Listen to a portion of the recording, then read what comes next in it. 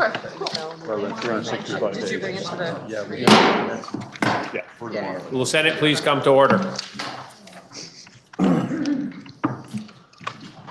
Our devotional exercises will be conducted by the Reverend Cornelius Bryant of the United Church of Lincoln. Welcome.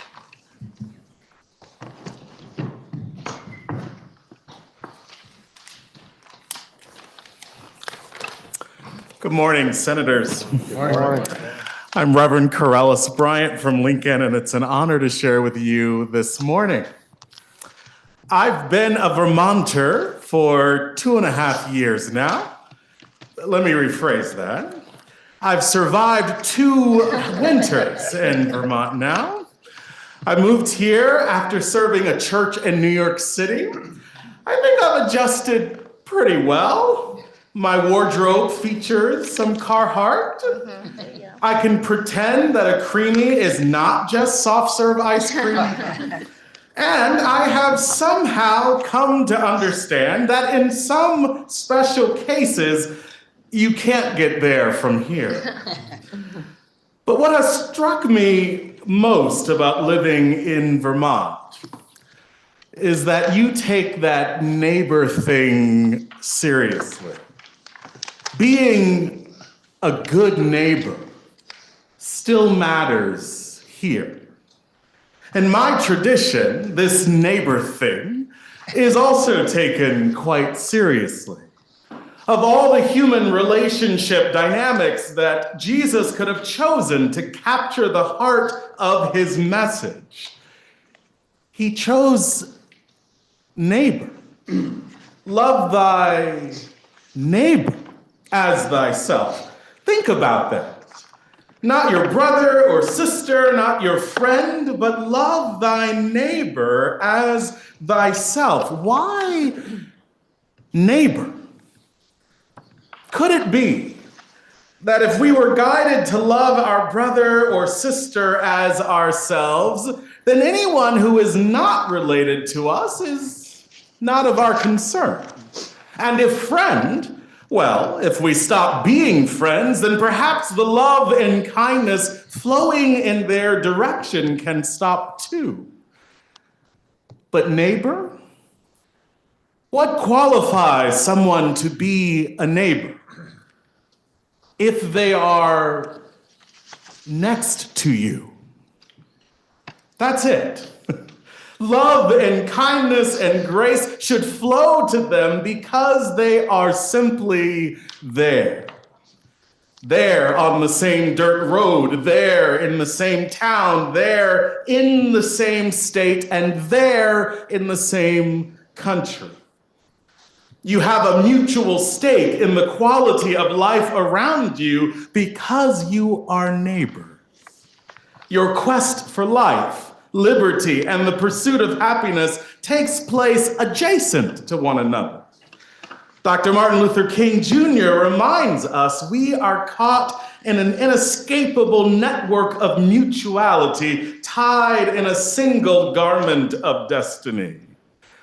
Whatever affects one directly affects all of us indirectly. Friends, you have been sent here, I believe, not by constituents, not by an electorate, not by a voting base, but you've been sent here by your neighbors. That same underlying essence of walking next door and knocking on someone's door to borrow a cup of sugar, or in this case, how much maple syrup they can spare. That same underlying essence is at work here, I believe. When you get that knock at the door and you're looking across at a neighbor in need, before letting them in, you don't ask who they voted for in the last election. You don't ask them where they stand on key policy differences. When that neighbor comes over in need, Vermonters do whatever they can to help. I just want to encourage you to remember it's the same noble calling here. What state resources can be used to lighten the load of your neighbor? What choices can you make here to bring your neighbor in from out of the cold when your fellow Vermonters, in the snowy blizzard of their lives or in the dark, stormy nights of their lives, when they come knocking on these doors? What kind of neighbor will they find here? Thank you.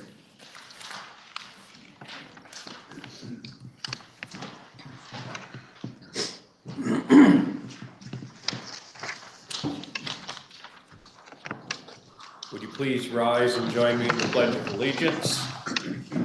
I pledge Allegiance to the flag of the United States of America and to the republic for which it stands, one nation, under God, indivisible, with liberty and justice for all. Are there any announcements?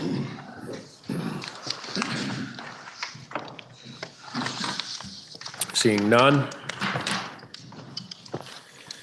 We have a joint resolution to take up at this time. JRS 46, a joint resolution relating to weekend adjournment on March 27th of 2026, offered by Senator Baruth of Chittenden Central. Listen to the reading of the resolution. Resolved by the Senate and House of Representatives that when the two houses adjourn on Friday, March 27, 2026, it be to meet again no later than Tuesday, March 31, 2026. Now you've heard the reading of the resolution. The question is, shall the Senate adopt the resolution on its part? Are you ready for the question? If so, all in favor say aye. Aye. All opposed, nay. The ayes have it, and you've adopted the resolution. We now have House bills for reference. H-171, an act relating to criminal justice agency protocol for an officer-involved shooting, introduced by Representative Burdett. It passed the House on March 19th of 2026. Listen to the reading of the bill. H-171, an act relating to criminal justice agency protocols for an officer-involved shooting. Now you've heard the first reading of the bill. It's referred to the Committee on Judiciary. H-519, an act relating to Vermont State Employee Retirement System Group G membership, introduced by Representative Sakowicz. It passed the House on March 19th of 2026. Listen to the first reading of the bill. H-519, an act relating to Vermont State Employees Retirement System Group G memberships. Now you've heard the first reading of the bill. It is referred to the Committee on Government Operations. H-536, an act relating to toxic heavy metals in baby food products, introduced by Representative Stone and others. It passed the House on March 19th of 2026. Listen to the first reading of the bill. H-536, an act relating to toxic heavy metals in baby food products. Now you've heard the first reading of the bill. It's referred to the Committee on Health and Welfare. H-550, an act relating to gender equity within Vermont's correctional facilities, introduced by Representative Hedrick. It passed the House on March 19th of 2026. Listen to the first reading of the bill. H-550, an act relating to gender equity within Vermont's correctional facilities. Now you've heard the first reading of the bill. It's referred to the Committee on Institutions. H-585, an act relating to health insurance reforms, introduced by Representative McCoy. It passed the House on March 19th of 2026. Listen to the first reading of the bill. H-585, an act relating to health insurance reforms. Now you've heard the first reading of the bill. It is referred to the Committee on Finance. H-606, an act relating to firearms procedures, introduced by Representative Arsenault. It passed the House on March 19th of 2026. Listen to the first reading of the bill. H-606, an act relating to firearms procedures.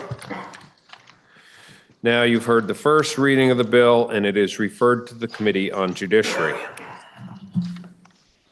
H 733, an act relating to designating a franchise relationship, introduced by Representative Marcotte and others. It passed the House on March 19th of 2026. Listen to the first reading of the bill. H 733, an act relating to designating a franchise relationship.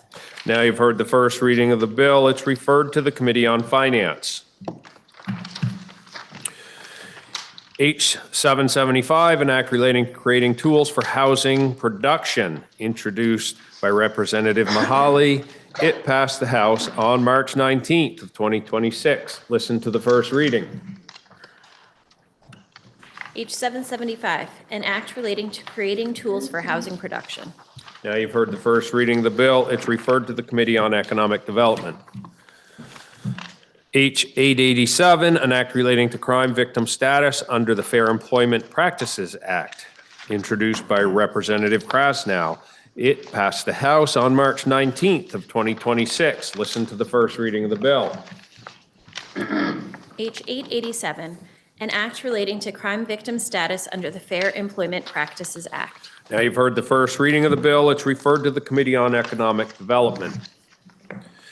Act 917, an act relating to military affairs, introduced by the Government Operations Committee. It passed the House on March 19th of 2026. Listen to the first reading. H 917, an act relating to military affairs. Now you've heard the first reading of the bill. It's referred to the Committee on Government Operations.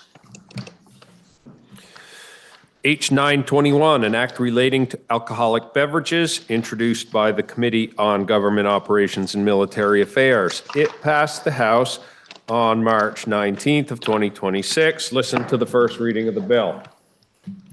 H 921, an act relating to alcoholic beverages. Now you've heard the first reading of the bill. It's referred to the Committee on Economic Development. Orders of the day. We have on the calendar for action S 327, introduced by the Committee on Economic Development on January 30th, 2026. The bill was committed to the Committee on Economic Development, which reports it has considered the bill and recommends that the bill be amended as set forth in today's calendar, starting on page 909, and that when so amended, the bill ought to pass. The bill was then referred to the Committee on Finance, which reports that it has considered the bill and recommends that the amendment proposed by the Committee on Economic Development be amended as set forth in the calendar today, and that when so amended, it ought to pass. Affecting the appropriations of the state, the bill was referred to the Committee on Appropriations, which reports that the bill ought to pass when amended by the Committees on Economic Development and Finance, and when further amended as set forth in your calendar. Listen to the second reading of the bill. S 327, an act relating to economic development. Recognize the senator from Windsor, Senator Clarkson, for the report of the committee. Thank you, Mr. President. The objective of this year's Senate Economic Development Bill is to strengthen and support Vermont's businesses and to promote long-term economic growth and vitality in Vermont by further investing in our downtowns and village centers. This bill provides key financial support, technical assistance, and incentives for Vermont businesses of all sizes through all stages of development. In a very tight budget year, instead of creating new programs, which we love to do, we chose to invest further in what works already. After robust discussion in our committee, in S 327, we chose to invest further in our very successful downtown and village tax credit program, in supporting key resources that our businesses rely on for legal, technical, management advice, and expertise, in continued support of our international trade office in Canada, and building a more robust economic relationship with Taiwan. In cleaning up our brownfields, which continue to impede development in Vermont, in a business resource task force, which we're very excited about, and in continued support of our current convention center and major performance venue task force so that they can finish the task ahead of them and recommend a plan for action. Section 1 outlines the purposes and intent of the bill, which I've just tried to summarize. Section 2, our downtown and village tax credit program. As many of you know, our downtown and village tax credits program is one of the most effective tools in our economic development toolbox for stimulating private investment, revitalizing our communities by supporting the rehabilitation of our older and historic buildings. Every one of our districts has benefited from the revitalization these tax credits have enabled. Vermont gets a big bang for its buck in this program. It's one of the best return on investments we get. One of the reasons Senator Brock loves it so much. And as it has a tremendous return on investment, leveraging 17 to 1 for every $17 for every $1 that's invested. In the last 4 years alone, over $22 million was awarded in tax credits. We always have a long wait list. We never have enough money for this program as you look at what we're proposing to do. Was awarded in tax credits, leveraging over almost 700 million in private investment, enabling over 180 projects. It's a terrific program. We support the $3 million that the governor has budgeted, but feel its value to economic development in Vermont justifies our ask of $4 million in this year's budget in the annual tax credits for the Vermont Downtown and Village Center Tax Credit Program. Section 3.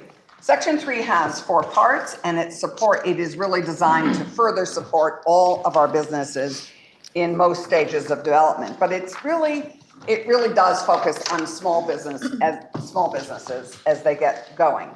This section invests in what works, supporting essential resources for economic development in Vermont. Just to remind you, 93% of Vermont businesses are considered small, employing less than 20 people or fewer. There are over 27,000 businesses which fit this profile. These businesses employ over 21,000 people, and they support $1.3 billion in annual wages. Most of these businesses are the lifeblood of our rural communities. Many of these businesses have benefited from the resources available to them through the Vermont Small Business Development Center, the Vermont Small Business Legal Center, and the Vermont Professionals of Color Network, and the microbusiness development programs. These services help our small businesses succeed, improving their operations, giving them technical assistance, advice, and counsel on a range of essential business practices, legal and succession planning practices. Improving business practices helps these small businesses grow and become more profitable, thus enabling them to pay their employees better wages and benefits. And, of course, in turn, supporting the growth of Vermont's economy. There are 4 subsections to this. We chose to really focus in on key resources that we felt helped businesses in varied stages and in very different ways. 17 community partners funnel small business in need of legal advice, and that is most startups and most businesses, actually not even startups, businesses that are having challenges, to the Vermont Small Business Law Center. Founded in COVID by a congressionally directed spending grant, this much-used legal clinic offers educational consults and in partnership with the Vermont Bar Association, offers 10 free hours of legal advice and counsel to businesses with a range of needs from contracts, liability, intellectual property, regulatory, employment, entity formation, data privacy, to succession planning. The legal clinic has consulted with hundreds of small businesses and made many presentations. But while the legal clinic is federally funded through this June, through 26, and it has gotten a new reappropriation, its intakes are exceeding its current capacity. This bill appropriates $100,000 to help the clinic bridge the gap and meet the demand until the new grant kicks in December or January. So they have 6 months that they're looking at with no financial support, and we are hoping this will be matched by the law school and they'll find some additional money. And it's a very modest ask. We know it'll be stripped, but it's there nonetheless. That's our job, is to advocate for what we believe in, and we're doing that in this bill. Section B. Since 1992, the Vermont Small Business Development Center has been an essential pillar of our small business community. It's Vermont's most trusted small business resource, helping Vermont's entrepreneurs and business owners succeed. They provide no-fee, one-on-one expert advice and counsel and individualized resources to these businesses through many stages of development and growth. They enable businesses to start, to grow and thrive, giving them access to market research, educational opportunities, and resources for all stages of development. A recent Economist survey determined that clients of the Small Business Development Center have greater increases in sales, 16% versus 3%, and employment, 21% over 1%, than the average business population in Vermont. Using these resources clearly benefit our businesses.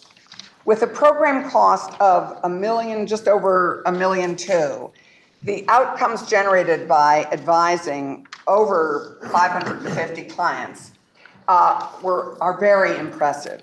$10.7 million in new capital has been obtained to start, grow, and operate Vermont businesses. 25 new businesses were started in the last 2 years, and 239 jobs were created, and at-risk jobs were retained.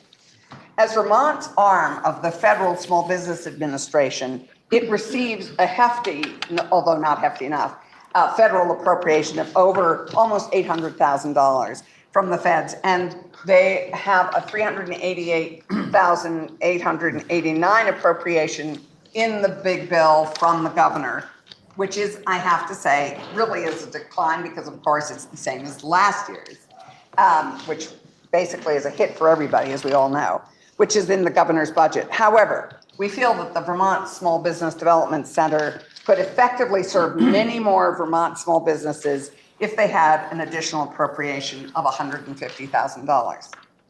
We really reined it in here. Subsection C, the Microbusiness Development Program, provided by our Community Action Partnerships, is one of my favorite programs.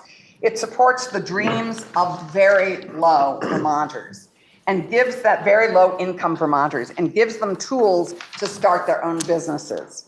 This is often the hand up to help move people out of poverty and into prosperity and determining their own futures. It's an incredible program. So we have support for low-income Vermonters, support for all businesses, and legal support, very focused support areas.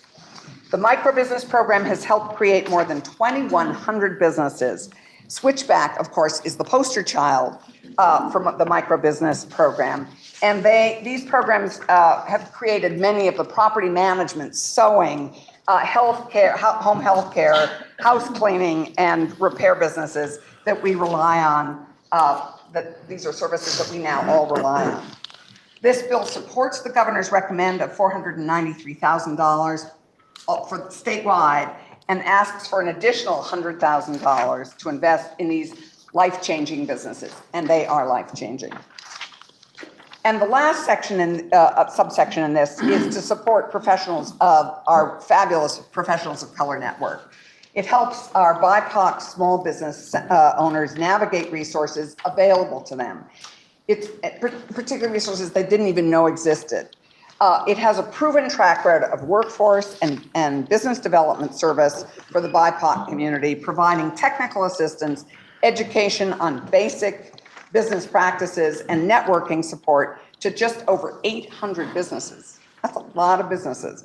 $200,000 in one-time funds to enable them to increase the number of hours dedicated to supporting small business owners in technical assistance, resource navigation, building connectiveness, with in-person networking gatherings and recruitment and planning growth is what we're asking for this year. They were in the governor's budget last year. This year, they were excluded. There was a $60,000 grant that is really a grant to another business, not to them, not for their operation. Okay, section 4, the Vermont Outdoor Business Alliance and Vermont Outdoor Recreation Business. This economy has grown like topsy. This has grown to be a $2.1 billion economic engine with over 16,000 people in its workforce. Its business alliance boasts 140 businesses and growing. This is a business sector which includes all outdoor recreation, from camping to skiing to hiking to mountain biking to manufacturing equipment to hunting and fishing. This year's VOREC ask that we are asking for, in addition to what's already in the budget, is for $200,000 to conduct an economic impact study. The outdoor recreation business sector expects that this study to be an instrument tool guide. I'm sorry, not an investment tool guide, identifying where future investments will be most valuable by analyzing the benefits to Vermont's local economies, the risk factors facing this sector, strategic outdoor rec investments that support growth and increase resiliency, stewardship and deferred maintenance, the value provided by private landowners. A lot of our trails, as you know, are both public and private, and associated economic risks, the value of direct and indirect outdoor rec businesses, and climate risk and mitigation investments. So they really are feeling that this is an essential piece of how they move forward and where they choose to invest as an organization. Section 5 supports the Vermont International Trade Office and our opportunities with Canada and Taiwan. This bill supports the governor's recommend, and we chose not to ask for more this year. It supports the governor's recommend to continue investing in Vermont's successful trade office in Canada, in Montreal, in Quebec, which has resulted in introducing more Vermont companies and trade into Canada and Canadian investment and company expansion here into Vermont. Additionally, it encourages our international business office to determine the additional supports, what additional supports will be needed for us to build a stronger economic relationship with Vermont and Taiwan. Something we've talked about for a long time, something we've looked at regionally in the New England states is reestablishing a trade office in Taiwan, and we really need to put some gas on that effort.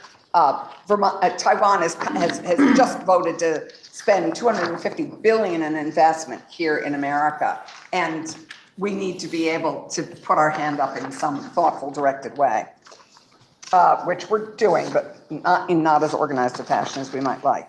Section 6, this is cleaning up before we can redevelop our brownfields. Again, one of my favorite programs.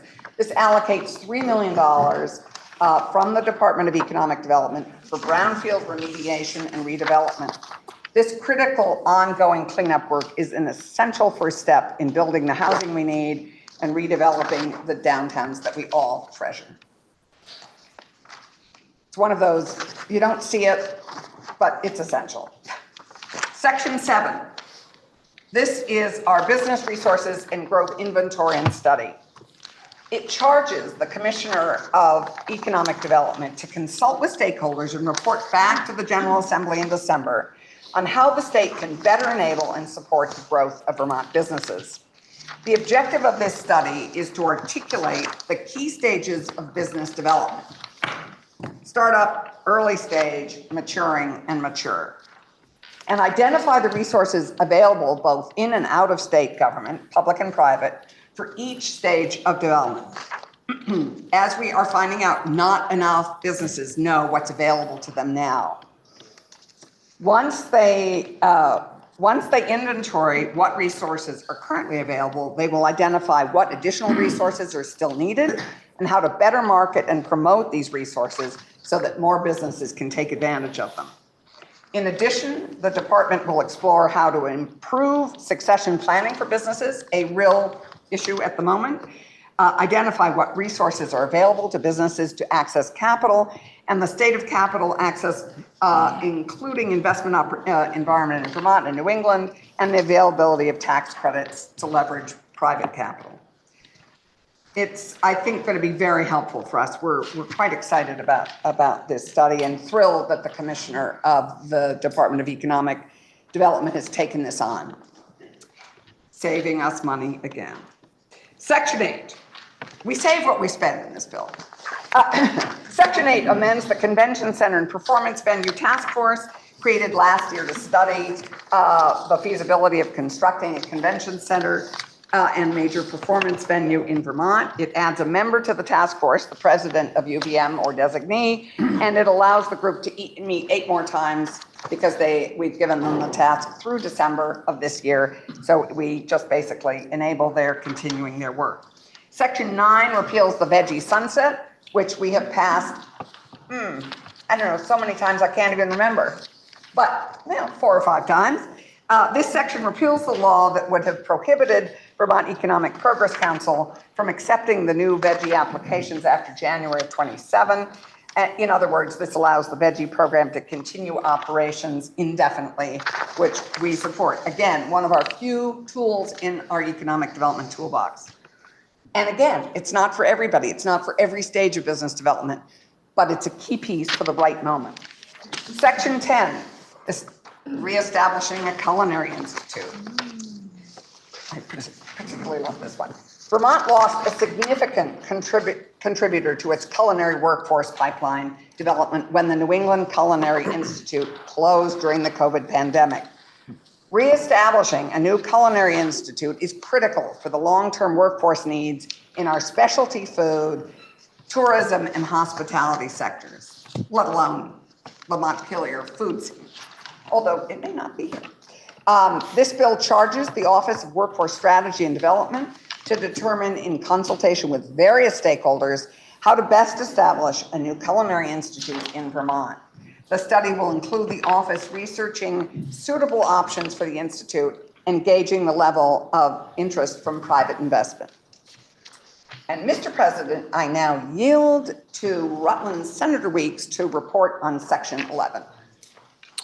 The senator from Windsor yields to the senator from Rutland. Thank you, Mr. President. Thank you, Senator Clarkson. I'll be covering Section 11. This section was renamed in the editing process to a study for connecting Vermont to New York. For shock value, I originally titled this section an employment corridor, the Interstate 22A study. In this chamber, we don't talk much about our common goals for Vermont, but what I've come to realize is that we all seem to agree that Vermont needs a thriving economy in more of the state. The economic corridor from Vergennes, Middlebury, Rutland, Manchester, and Bennington is largely stagnant and has been for 80+ years. So allow me to lay out a framework. The economies of Vergennes, Middlebury, Rutland, Manchester, and Bennington thrived in the railroad era. As the American transport system shifted from rail to road, this corridor was overlooked in the conversation. In the early 1900s, transportation was 90% rail and 10% road. Now, it's 10% rail and 90% road. The roads in our region were laid down in the 1930s, when the Model T and the Model A were the most prevalent cars in the US. In 1956, the Eisenhower Interstate Bill considered but rejected linkages between Bennington and Burlington, Bennington and Troy, New York, and Bennington and Brattleboro. What was built to support Burlington propelled the I-89 corridor into prosperity. This effort is to get folks talking about new limited access roads in Vermont and the associated positive impact on our industry, our tourism, and our quality of life. So now back to Section 11. The primary goal here is to discuss the additional limited access roads, highways, and their associated railroads in the state to study the economic effect of these roads, how to prioritize them, how to fund them, and their estimated costs.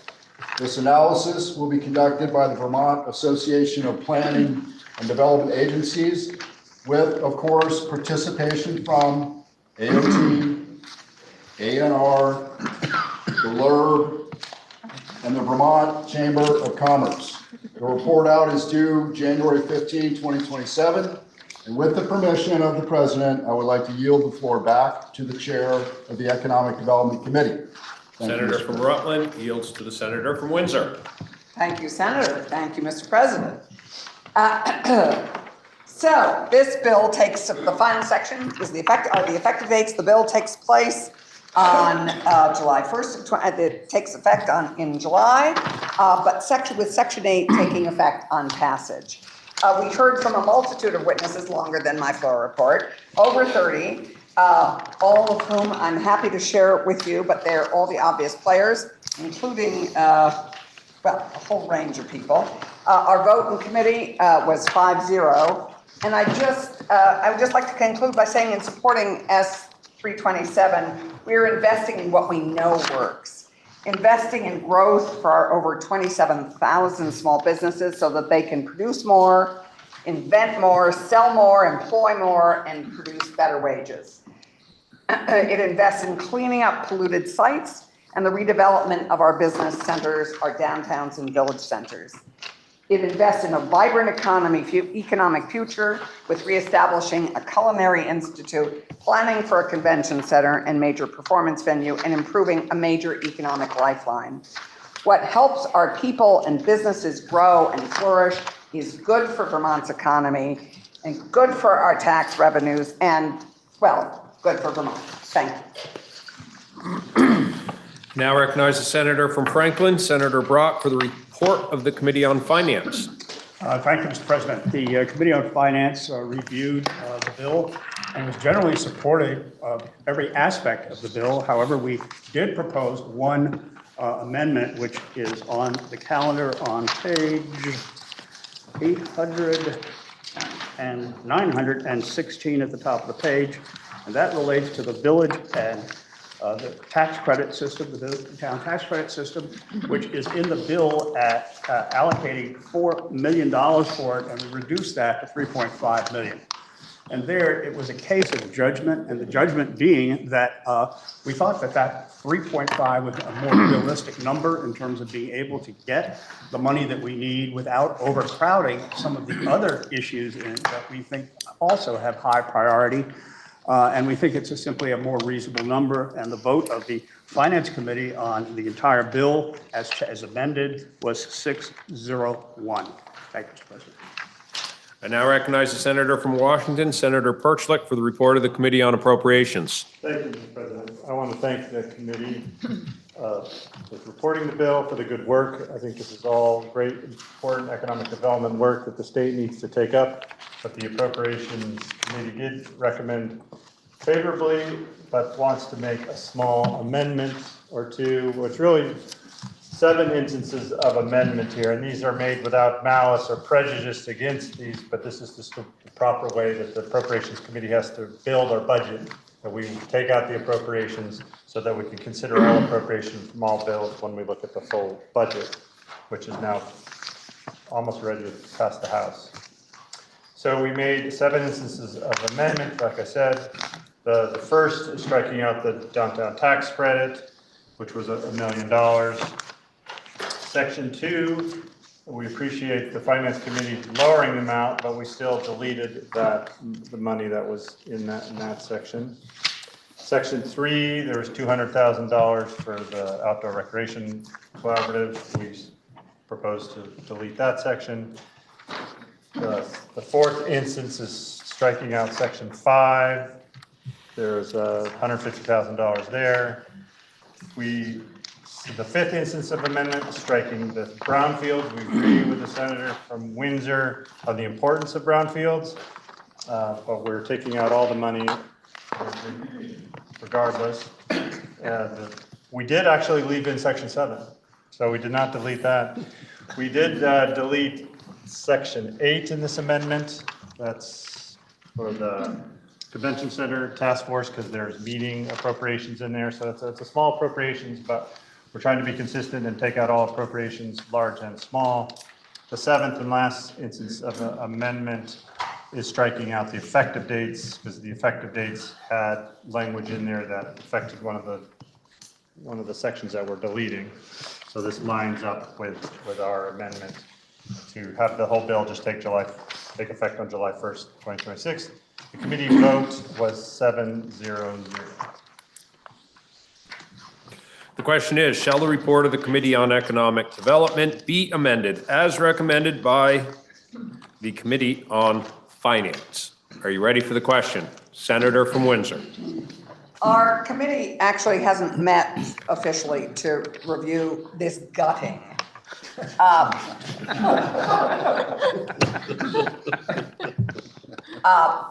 I don't think that if we did meet, we would probably come up with an alternative. I do have a question, however, for the chair, for the senator from Washington, if I may, for the reporter of the last amendment.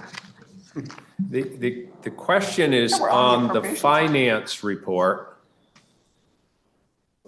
Oh, I apologize. Sorry. Thank you. Gutting. The question is, shall the report of the Committee on Economic Development be amended as recommended by the Committee on Finance? Are you ready for the question? If so, all in favor, say aye. Aye. All opposed, nay. The ayes have it, and you have amended the report of the Committee on Economic Development as recommended by the Committee on Finance. Now, the question is, shall the report of the Committee on Economic Development be amended on economic development as amended, be further amended as recommended by the Committee on Appropriations? Senator from Windsor. Back to the gutting. I'm not even a fisherwoman. I'd like to inquire of the reporter of this amendment. The reporter is interrogated. Mr. President, we appreciate the support voiced by the chair of appropriations for our work. And I am just curious, because I haven't had a moment to look at the language implies that the entire section, none of the words survive. I would have thought that just the money was deleted, or the sentence that appropriated the money. But the entire sections are deleted. Is that correct? That's correct, Mr. President. There are some times where we leave some of the language that can be enacted upon without the appropriations, but sometimes that gets a little confusing. Here, we just deleted the sections. We did keep that the section will say that it's deleted, so other folks that see the bill, other legislators will see that that section was deleted and could look back at it. Okay. Well, I thank the chair, and we will take up our work in the House. Thank you, Mr. President. Are you ready for the question? Senator from Windham. Thank you, Mr. President. I want to speak to one of the changes proposed by the Committee on Appropriations. So, brownfields. Brownfields are areas of contamination, usually the legacy of literally hundreds of years of commerce and manufacturing in Vermont. If you have had a mill, a factory, a power plant, or rail yards, you have brownfields in your community. Along the Connecticut River, brownfields are ubiquitous, and redevelopment does not happen without the brownfields program. The program provides funding to contain or mitigate the containment, but even more importantly, it limits future liability if the developer follows the procedures. It's much more than the money. Without the liability limit, investors won't even consider a project. Canceling the brownfields program will stop development in exactly the areas where we say we want development to happen. I urge the body to support continuation of the brownfields program. Senator from Washington. Thank you, Mr. President. I just wanted to provide a more complete answer to the senator from Windsor's question or comment. about striking the whole sections and not just the appropriations. The way this bill was worded is a little different than other bills in that there is not specific appropriations. Often it says of them, for example, in section 3 on page 910, it says of monies appropriated to the Department of Economic Development fiscal year 2027, 100,000 shall be used. So that's the kind of wording often where it doesn't say $100,000 is appropriated. It says of the money of the Department of Economic Development's budget, they shall use 100,000 of that. So that makes it more difficult to just strike out the money because it's saying they will have to use the money that they're already being appropriated in the budget. So that's one of the reasons that we just struck out the whole section. Senator from Chittenden. Thank you, Mr. President. I just wanted to expand briefly on what the Chair of Appropriations has been saying. This is standard practice to remove the money. It has zero judgment on anything we're talking about. So the work that we have done on brownfields over the last decades has followed this same process. So it's not at all an indicator of programs that the Appropriations Committee supports or does not support. It's just saying that at the end of the day, we will consider everything in one fell swoop rather than what got to us first in the process. Thank you, Mr. President. Are you ready for the question? The question is, shall the report of the Committee on Economic Development, as amended, be further amended as recommended by the Committee on Appropriations? If so, all in favor say aye. Aye. All opposed, nay. The ayes have it. And the motion carries. The question now is, shall the bill be amended as recommended by the Committee on Economic Development, Housing and General Affairs as amended? Are you ready for the question? Senator from Chittenden. Thank you, Mr. President. I do have one question for the presenter of Section 11, the Senator from Rutland. Senator from Rutland's interrogated. I appreciated the handout, and I think it's instructive. It uses the phrase, Mr. President, self-funding, but in the language in the actual bill, I don't see anything relating to that. And I'm wondering if the senator can expand on the phrase self-funding. Thank you, Mr. President. I understand the question. Originally, the language in the proposed bill, which got migrated into this economic development bill, was more specific.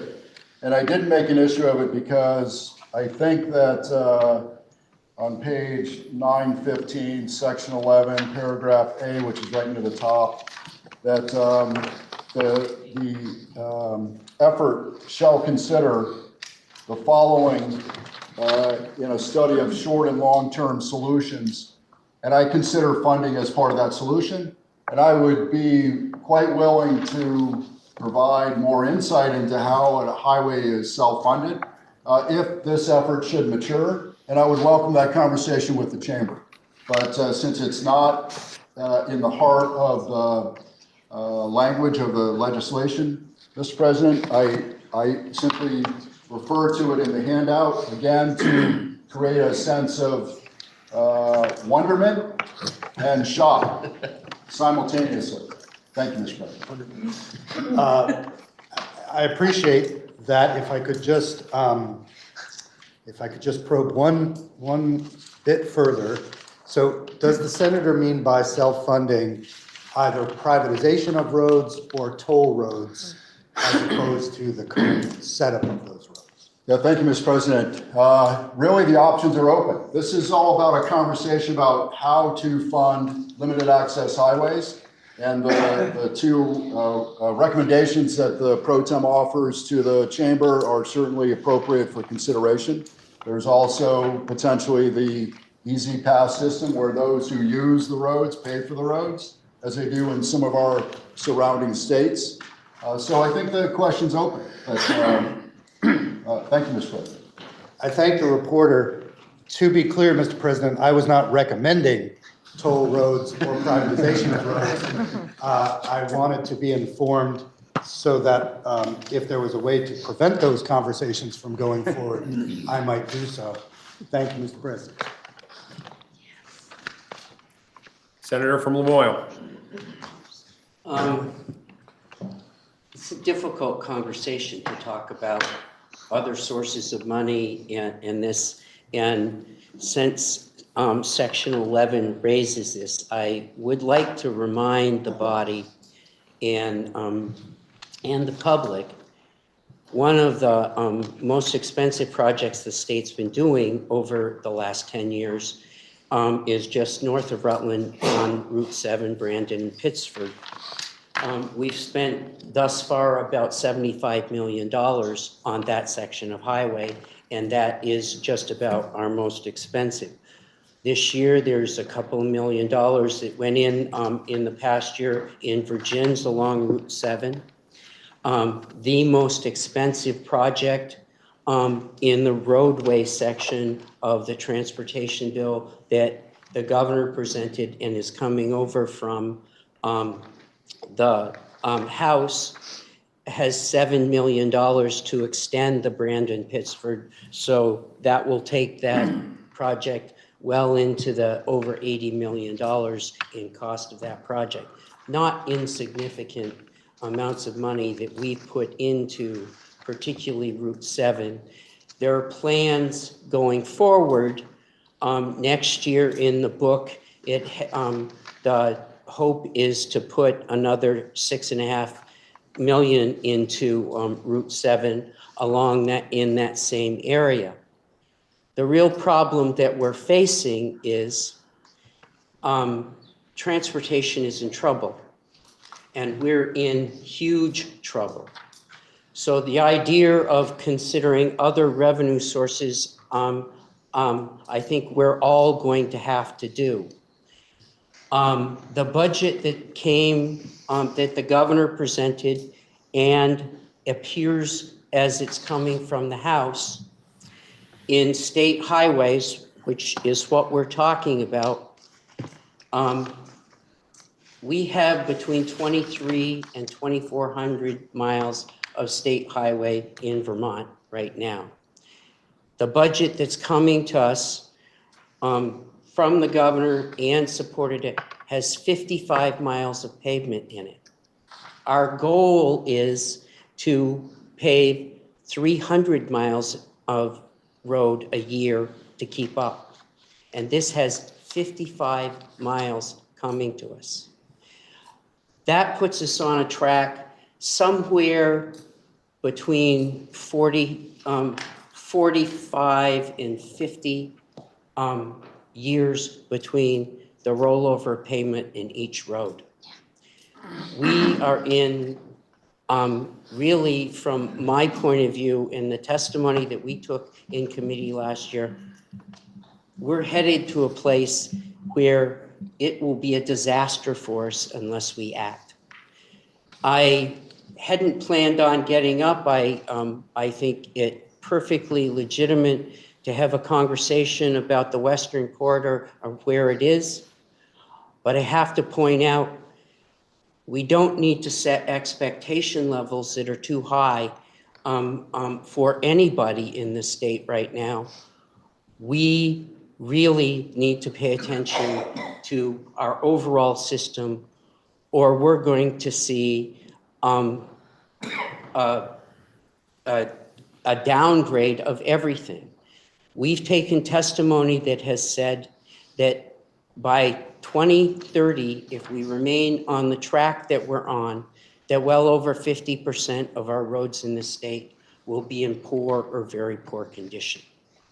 And I have to raise that as we talk about a single segment of road in an area and say, for all of us, we need to be concerned now. Senator from Madison. Thank you, Mr. President.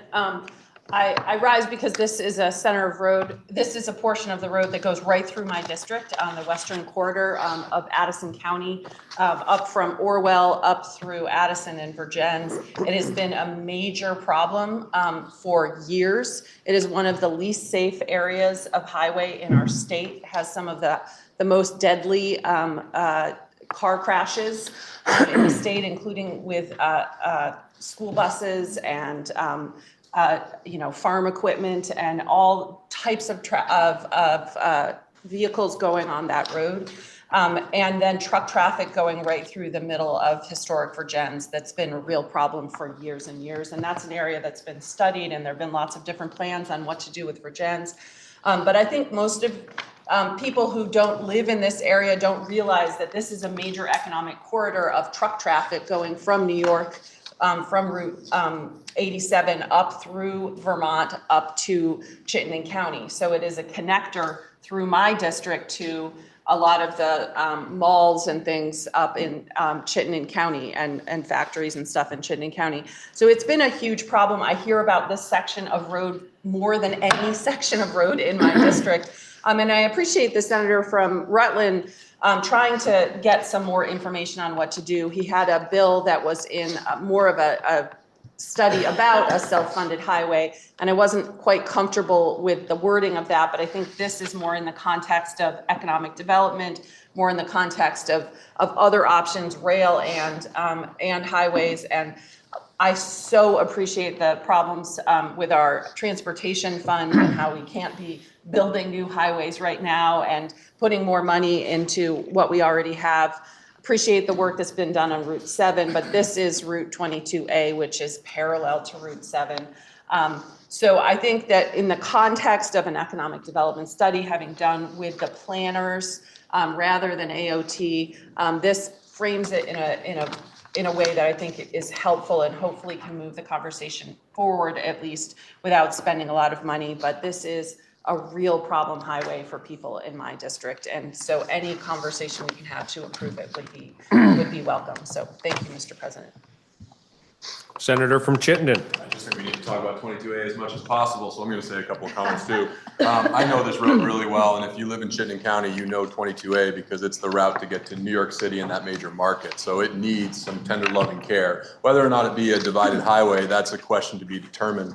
And when I heard about self-funded highways, when I was served for 4 years on Senate Transportation, I was known as Tommy Tolles. So I feel like I had to stand up and speak to this because we have really intelligent cars, but our roads are still pretty dumb. So what I'm saying is we need to rethink funding sources to not just think about a person sitting in a toll booth or even Easy Pass. We have new technologies that could very systematically track the usage in our major congestion points, all of our red, yellow, green lights. And I'm not saying issuing a nickel fee here and a 25-cent fee there, but we would be able to capture usage. And I see economists across the political spectrum see value in use-based assessment, where you could charge individual vehicle owners based on how much they're using our most congested points. This is not going to happen overnight, but as we see a decreasing revenue stream from the gas taxes because of more fuel-efficient vehicles and alternative fuels, we need to find money to pave, plow, and paint our roads. And so I do think over the next 10 years, we're going to have to look at ways to make our roads more smart, to find creative ways to draw revenue in a variety of sources, not necessarily tolls, but use-based assessment based on tracked usage of the roadways. Had to say something. I knew Senator Ingles wanted me to. Thank you, Tom. Yeah. The question remains the same.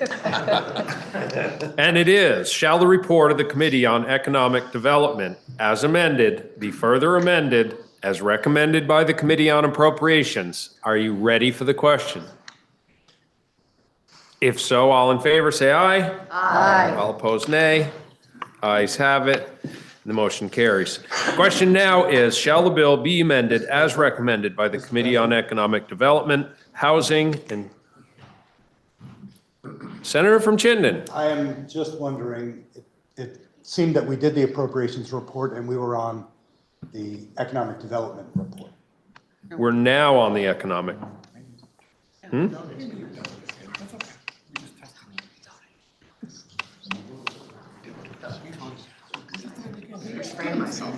Oh, he is. Okay. Well, we were just double checking to make sure everybody was serious. I'm done. I just wanted to clarify that. Well, we're sure everybody's on the same page now, Senator. Thank you. I believe the question now is, shall the bill be amended as recommended by the Committee on Economic Development, Housing and General Affairs as amended? Are you ready for the question? If so, all in favor say aye. Aye. All opposed, nay. The ayes have it, and we have amended the bill. The question now is, shall the bill be read a third time? Are you ready for the question? So all in favor, say aye. Aye. All opposed, nay.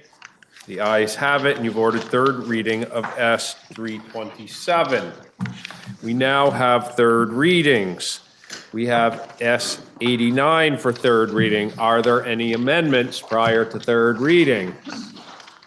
I understand the senator from Franklin, Senator Norris, has an amendment. Thank you, Mr. President.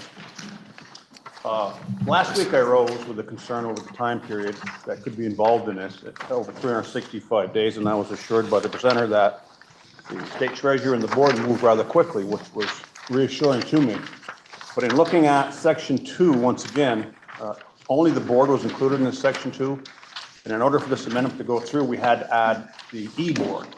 Because what this amendment does is, we're also concerned about the monies or lack thereof, is during the off-season, if the balance of the fund is insufficient to pay the monetary benefits, and God forbid we ever have to do that, but if we do, by the board, when the General Assembly is not in session, the e-board may be in the key word here, pursuant to its authority under 32-133, transfer into the fund additional amounts necessary to pay the monetary benefit. So it doesn't change the bill or the intent of the bill. It simply, hopefully, would shorten that period of time that they could survivors could receive monies from this fund.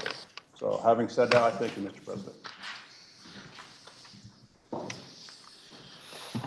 Senator from Rutland. Thank you, Mr. President. So members of the Senate Government Operations Committee took a look at this amendment earlier today. We thank the senator from the Franklin District, and we voted unanimously to recommend approval of the amendment. Are you ready for the question? The question is, shall the bill be amended as offered by the senator from Franklin County? Are you ready for the question? If so, all in favor say aye. Aye. All opposed, nay. The ayes have it, and we have amended the bill as offered by the senator from Franklin. Please listen to the third reading.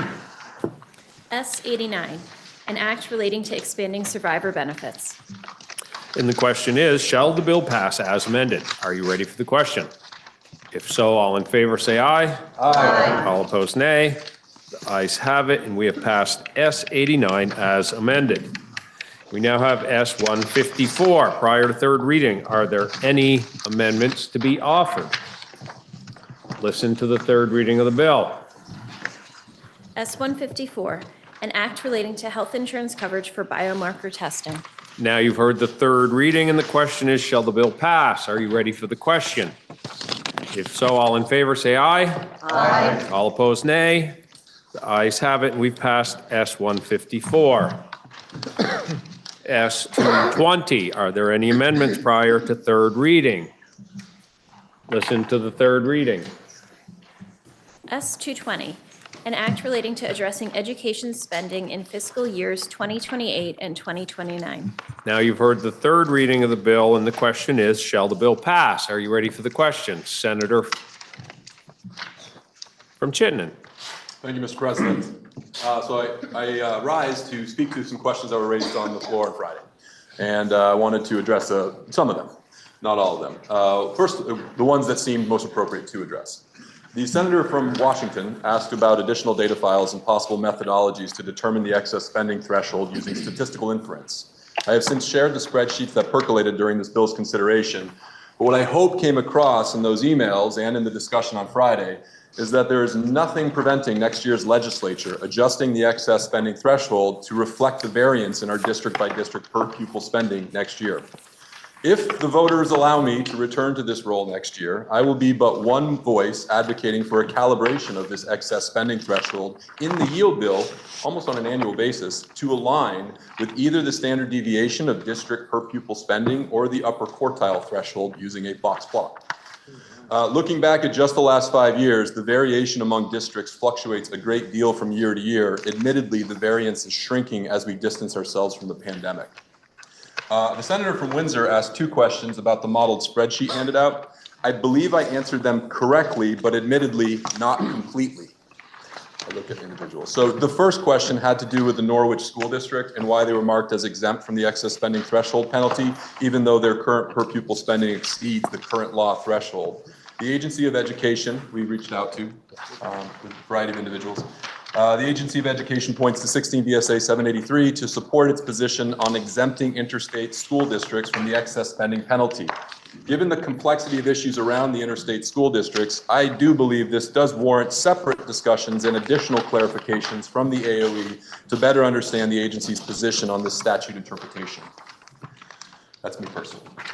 And I definitely raised it with the Chair of Finance, and if we'd like to take some more discussion on that, it certainly could happen. The second question raised from the Senator from Windsor had to do with voter-approved debt since July 2024. 11 districts have approved bonds since July 2024. Those amounts, those approved amounts since July 2024 were definitely not included or excluded in the figures that were passed out and modeled in that spreadsheet because we don't have them systematically collected by the Agency of Education. So they were not excluded from the estimates in that spreadsheet because they're not systematically collected. But know that if this were to go forward, the debt repayments would be excluded from those districts that are exceeding the excess spending threshold. So this would lower the amount that would be pushed above the threshold. According to the Vermont Bond Bank, is the only information that we've able to gather that they would expect about 11 school districts may be eligible for this exclusion with bonds passed since July of 2024. That includes Fairfax, Bellows Falls, Coventry, CVU, Hartford, two Bellows Falls, Union High School, I have that listed twice for some reason, Windsor, Central Unified, Colchester, Milton, and Burlington. Maybe Bellows Falls had 2 bonds, I don't know. But my point is there are some bonds that were not excluded in that handout that came out on Friday, and I just thought it'd be important to reference that. Thank you, Mr. President. Senator from Windsor. Greatly appreciate the work done to get the answers to those questions specifically from staff. At this point, the Windsor delegation, I believe, is still voting no on the bill. We had an exceptionally well-attended and engaging community forum last evening in our district on this topic. And I appreciate that the senator from Chittenden was present, the Secretary of Education was present, but ultimately what we heard from our constituents was that the goal of property tax reduction does not show up in our area due to double taxation. So we're not getting that benefit that we have been told is the benefit of this bill in our area. And we know that the creation of this algorithm, I'll say, to how you came up with what money counts as things that you can't change as a school district, things that are exempt from this. We heard from our constituents that there are many other aspects of their school budgets that they don't have control over as well. It's not just that they don't have control over the debt, they also don't have control over healthcare cost increases, built-in infrastructure cost increases like costs of heating, costs of electricity, costs of funding programs that they are required by the AOE to do. So what we heard from our constituents last night was this bill doesn't meet the equity standard for us due to its specific negative effects to the Windsor region and the communities and districts within it. So I believe we as a delegation will remain a no on this bill, but are greatly appreciative of the work to get answers to our questions and look forward to a continued discussion on the moving forward of this topic. Thank you. Are you ready for the question? Senator from Washington. Thank you, Mr. President. May I inquire the presenter of the bill? The presenter is interrogated. Thank you. Yesterday, I had a conversation with the constituents on a road who no longer are getting bus service. They moved there to get bus. They moved there knowing they were hoping to have a family and that their children would be able to ride the bus to school.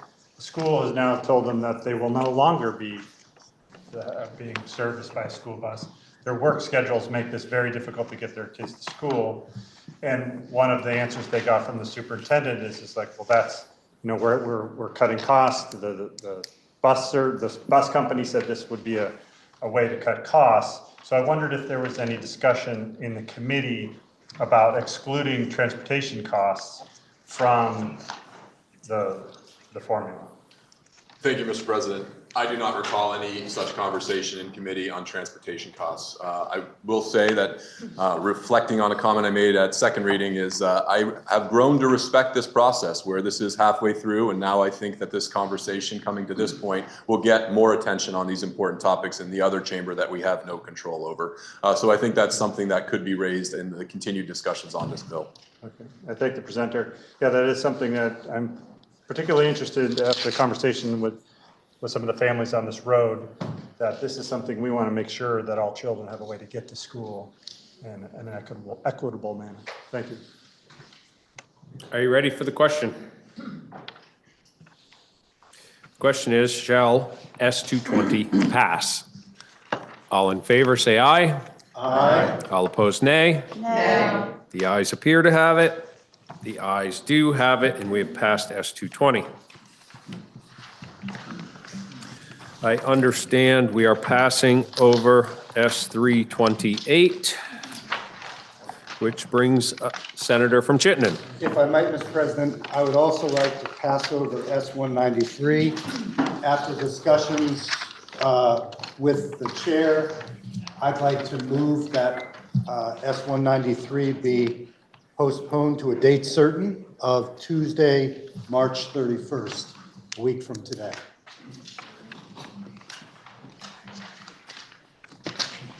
That's a motion. Senator from Chittenden has moved that S193 be postponed to date certain of Tuesday, March 31st of 2026. Are you ready for the question? If so, all in favor, say aye. Aye. All opposed, nay. Nay. The ayes appear to have it. The ayes do have it. Motion carries.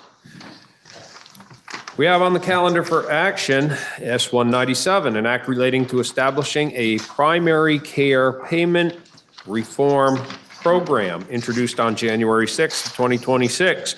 It was referred to the Committee on Health and Welfare, which recommends that the bill be amended as set forth in the calendar starting on page 936, and that when so amended, the bill ought to pass. Affecting the appropriations of the state, the bill was referred to the Committee on Appropriations, which reports it has considered the bill and recommends that the bill ought to pass when amended as recommended by the Committee on Health and Welfare. Listen to the second reading of the bill. S197, an act relating to establishing a primary care payment reform program. Recognize the senator from Chittenden, Senator Lyons, for the report of the Committee on Health and Welfare. Thank you, Mr. President. S197 is a critical bill for improving our system of care in the state. Last year, we looked at a healthcare crisis with respect to hospitals, and we passed Act 68, which does include some strategic planning for primary care. S197 is a step to improve primary care, which currently is important for prevention in the state. And we understand that when we invest in prevention, every dollar saves us $13. Actually, primary care prevention saves us $13. It's greater if we look at all the prevention work that we do. And this includes our basic care that we get when we go to our primary care providers, as well as for preventing chronic diseases. And we also know that our state has a program called the Blueprint, which has now become a national model for primary care patient homes, and our community health teams, which we'll talk a little bit about as we go through the bill. Access to primary care is declining in our state, and many practices are closing. It's predicted that by 2030, we'll be short 370 primary care providers in Vermont. Without primary care, patients utilize more expensive emergency departments, urgent care, and in addition, we understand that our primary care providers are leaving because of an unaligned system of care. There's huge administrative burden on our primary care providers. Clinicians report that 50% of their time is on documentation, on desk work. So that leads to reduced time for patient care, reduced time for prevention. There are other areas of concerns that we have. But what this bill is going to do is going to begin to provide alignment of care, alignment of payers, open transparency, and coordinate care between the Blueprint and independent practices and all our primary care providers. I will like to emphasize the administrative burden part of this because different insurers have different requirements for our primary care providers, so different payment models. And so much of this bill is about developing a payment model that's consistent for all primary care practices and for each payer, so each insurance company, each insurer, whether it's public or private. And that model that will be developed will be based on data that we look at, that we'll talk about a little bit. There is some, underneath much of the language in the bill is a lot of modeling and a lot of work that will go on to get to the place that we would like to be so that individual payers are paying consistently to our primary care providers so that they can sustain a business model that supports patients rather than administration. So I think I'll just go to the bill, Mr. President. And as we know, the National Academy of Medicine looked at primary care in Vermont and realized that we need more investment, a new way to pay for primary care. So there are three things that the National Academy has indicated. One is a new way of paying, technological infrastructure improvements, and workforce improvements. This bill really addresses payment model, a little bit of workforce, which is critical. Our technological infrastructure was addressed very much in Act 68 and is being worked on separately from this legislation. As I indicated earlier, if you look at Section 1, Section 1 expresses legislative intent to invest in primary care through streamlined payments that build on the Blueprint for Health and increase access to primary care. The Blueprint for Health is a model for primary care wherein the patient has there's a patient-centered medical home, a place for each of us to go to receive our primary care, our prevention care, and then should happenstance that you're diagnosed with a chronic illness, the primary care doc can keep an eye on you as well. So there's certain areas of chronic illnesses like rheumatology or cardiovascular disease or diabetes where the primary care doc within the Blueprint also oversees your care. We also are unique in the country that we have established what's known as the hub and spoke system through the Blueprint, which allows for treatment of those with substance use disorder, as well as now mental health disorders. So we have a primary care focus for folks on substance use disorder, and then chronic care for them through their medical home. The neat part about the Blueprint is the community health team aspect. I remember when this was instituted, and that was so valuable, and having a team provide care for folks when they go into their primary care offices. So you'll have a nutritionist or a physical therapist or someone else who can help you with the specific needs that you have related to your own diagnosis. That's all in legislative intent. So the Blueprint is so important to us, and it's being modeled across the country right now. It's also part of some of the work that will be going on with a Rural Health Transformation Grant to expand the Blueprint. Section 2 is a pretty significant part of the bill. It amends the subchapter on the Blueprint. This part is so key. It requires health insurers to submit information to the Agency of Human Services to analyze the total cost of care for primary care practices in our state. So health insurers. Now, one of the frustrations that I've always had about the Blueprint is that we've never had sufficient number of patients to do a full analysis of the effectiveness of the Blueprint. With this one section of the bill, one of the things we're doing is we are now taking what the payers are doing, what our insurance companies are doing for primary care, and integrating that into our Blueprint data. That is so important. And so as we go forward, we will now have, we'll be able to look at healthcare capacity, volume, quality, clinical outcomes that we can then evaluate for how to pay for our primary care providers. Currently, we are so stuck in what's known as a fee-for-service environment.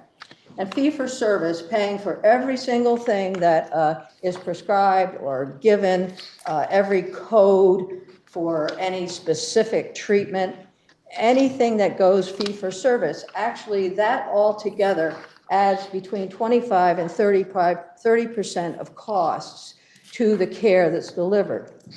The program the payment model that we're adding into this legislation is what's known as a per patient or per member per month payment that goes to the primary care practice up front, and then that supports the work of the practice in helping patients.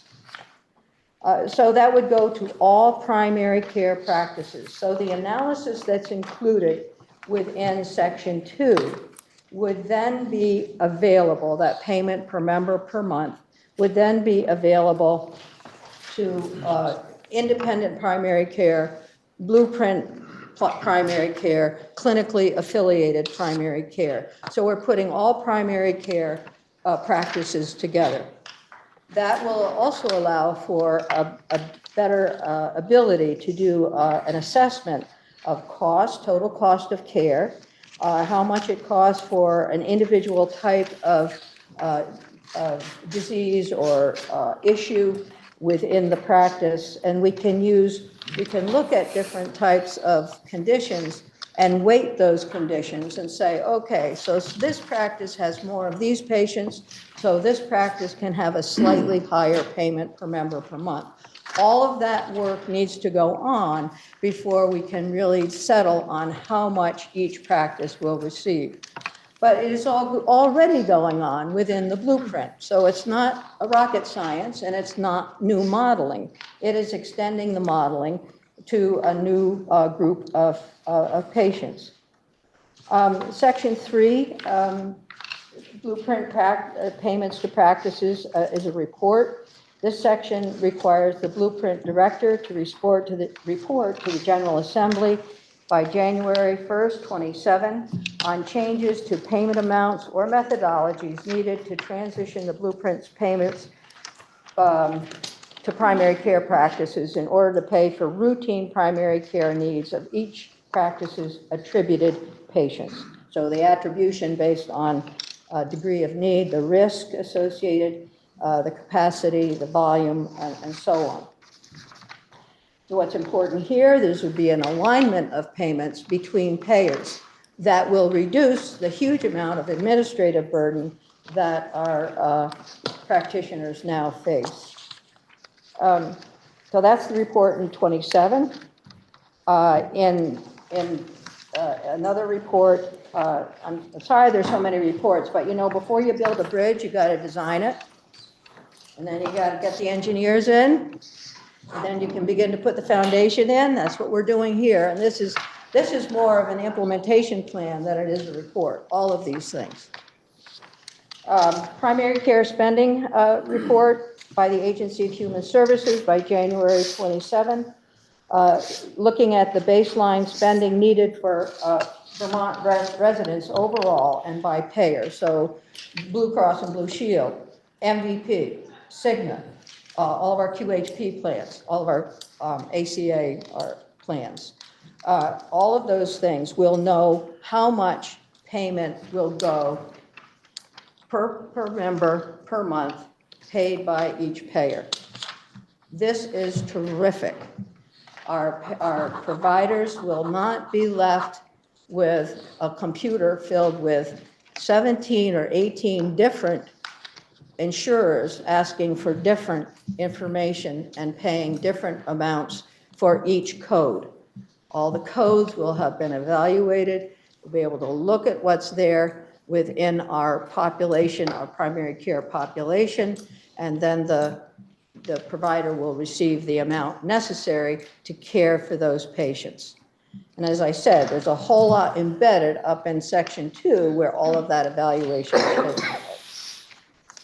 And I will say that as we took testimony, one of the refreshing things that happened is that our insurers sat in the room and they all agreed to provide the data that we need to accomplish the goals that are here in this bill. That is new and it's unique. I remember 3 or 4 years ago asking the same question and getting the answer, we can't do it. We have our own blueprint program. Now we'll have one blueprint program, one primary care program for the state of Vermont, not 16 or 17. So the next section 5 is a primary care spending targets report. And this is on January 28. By that time, we should be able to see some changes being made in the budget process for payments for primary care that are aligned, and that are supportive of our primary care practices. The neat thing about this report is that will increase the targets for payment over time. So there'll be some kind of we call it a Medicare economic indicator or inflation value, where you can look at what it costs to have an inflationary rate of some type so that primary care practices don't get held hostage to a steady state. Section 6 is a Vermont clinician landscape, a site neutral reimbursements analysis. I can remember back in 2017 talking about, or 2016, before the report came out, we pay providers differently depending on whether they're in the hospital affiliation or whether they're out in the community. And this will look at how to equilibrate the differences there, or at least to help those who are outside of the hospital environment, because we know there's some increase in payment there. We also notice that there isn't an increase in clinical outcomes when they're affiliated with a hospital necessarily. So, and one of the other things we notice is that when people are out in the community, they don't have primary care and they can't drive, they have to drive somewhere to get there. They don't do it. And so by having primary care docs out in the community, we'll also be having potential for some home visits that we talked about in committee. We'll have the potential for easier access for folks. So then the next section, section 7, is a transitioning care to community settings. This would be January next year, 27. And this is good.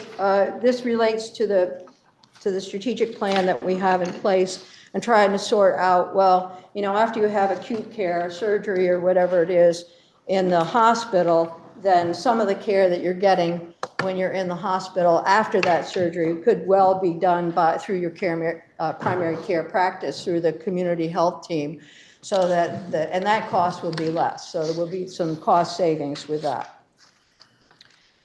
Section 8 is a report from the state treasurer, who has very willingly agreed to work with other states. There's a New England Collaborative that's mentioned in one of the sections of our bill, could work with that group that looks at clinical outcomes and prevention. Other states like Massachusetts or California and Oregon are all looking at some primary care investment and renewal. So the treasurer has agreed to report back in January about work with northeastern states. And then Section 9 is important for our workforce development, and that takes the sunset there's a medical student incentive scholarship fund. It's got about a little less than $500,000 in it right now. And this would take the sunset off of that and allow for the use of those funds to support the development of primary care students.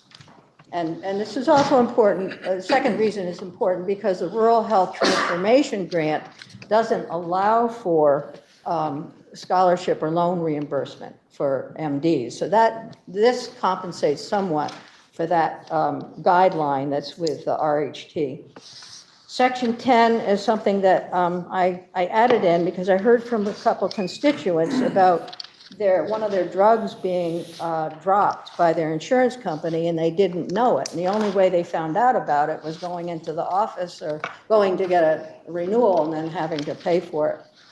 So this isn't over the top here, but it requires a health insurer to give at least 60-day notice to all covered individuals who filled a prescription for a particular drug within the previous year if the insurer plans to eliminate insurance coverage for that drug. So patients will know if that coverage is being dropped, and they'll have 60 days to go in and work with their primary care or their other physician and figure out alternatives or, payment process, so on. It could be devastating depending on what the drug is when you think about it, right? They might be on a specialty drug that's very expensive, might go to a generic, there's all those issues in there. The bill takes effect on passage. Oh, Mr. President, there are a lot of reports in here, but as I said before, you can't build a bridge until you have the design, and you have to have everybody together with a shovel. And we've done that with this. Now, the payers are all together. This is going to be great. I think it's going to be great. We will have the information that we need to build a very strong primary care across the state of Vermont. Thank you, Mr. President. Now, our vote in committee was 5-0-0. We have an extensive witness list. I'll read some of them. Legislative Council, Vermont Medical Society, we had a Milton Family Practice doc, also Associate Dean of Primary Care at the College of Medicine, the Director of Blueprint for Health, a Director of Healthcare Reform, the former CEO, current CEO of One Care Vermont, Wayne Altman, the Professor of Family Medicine of Tufts University, Alicia Cooper, Department of Vermont Health Access, Susan Risden, Health First, she represents independent primary care docs. Faye Holman, she's the chair of the Primary Care Advisory Group, or she's actually a member. And that's the group that was established in the Strategic Health Plan last year.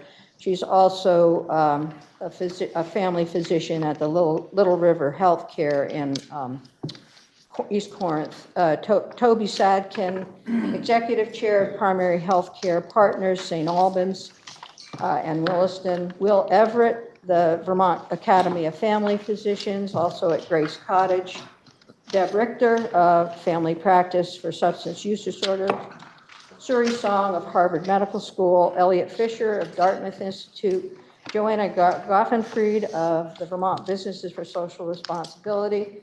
We heard from Blue Cross and Blue Shield, MVP, Cigna Healthcare. Those are our three principal payers for this group. Our healthcare advocate, the Treasurer's Office, North County Community Health, Gifford Healthcare, a fellow from Harvard Law School, and a Chief Quality and Clinical Transformation Officer from the Cleveland Clinic, Case Western Reserve. So a mix of folks, and I think everyone on the list is a patient, so we also heard from patients. Thank you, Mr. President. I would just like to bring up that I don't have the greatest hearing, but I just heard someone's phone or computer go off, so I hope that that has been silenced. Senator from Chittenden, I believe you have an appropriations report now. Thank you, Mr. President. Appropriations Committee reviewed the bill and feel that it should pass as passed by the Committee on Health and Welfare. Question is, shall the Senate amend the bill as recommended by the Committee on Health and Welfare? Are you ready for the question? Senator from Rutland. Thank you, Mr. President. May I inquire the reporter? The reporter is interrogated. Thank you. I did receive an email from a primary care practitioner, and so I wanted to at least investigate a little bit. I understand the administrative requirements will be lessened by a lot with the passage of this bill. And I understand also that the fee for service is going to be replaced basically with a per patient per month payment that's at some point going to be predetermined.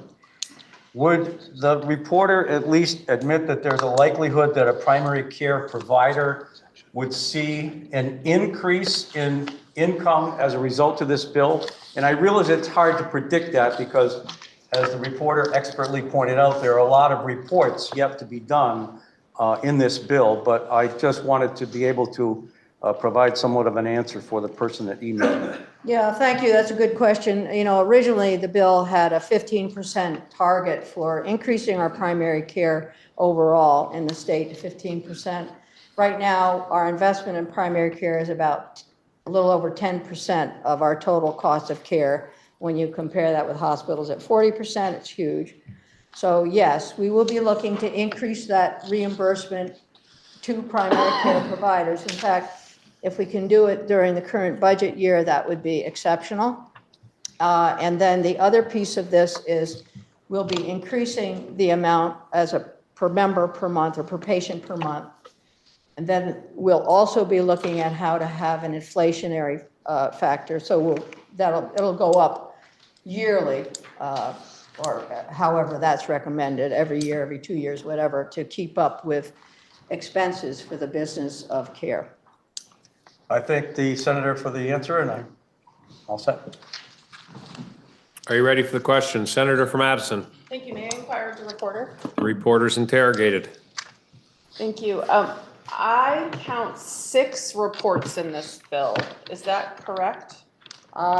I can't tell you how many are in here. Okay. I'll count them. On the titles of the sections, there's 6 titles that include the word report. Yeah. So my question, Mr. President, is are any of these reports conflicting with, we every year ask these same players for lots of reports, AHS, Green Mountain Care Board, various entities involved. And I'm wondering, do any of these conflict with, overlap with, or overburden any of the organizations or entities that are asked to do these reports? Well, there's certainly a lot of work in the second section, and that leads to the report, I think, that is in section 5.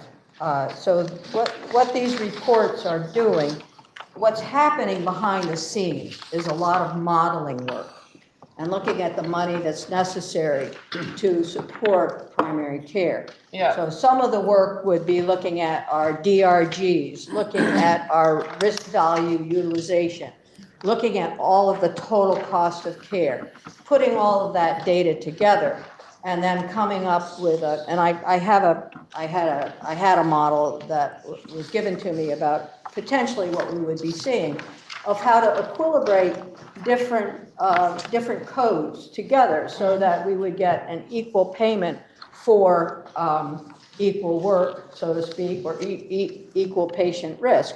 So there's a lot of work in the reports that really lead to putting that first shovel in the ground. And that's why I say there's more implementation information.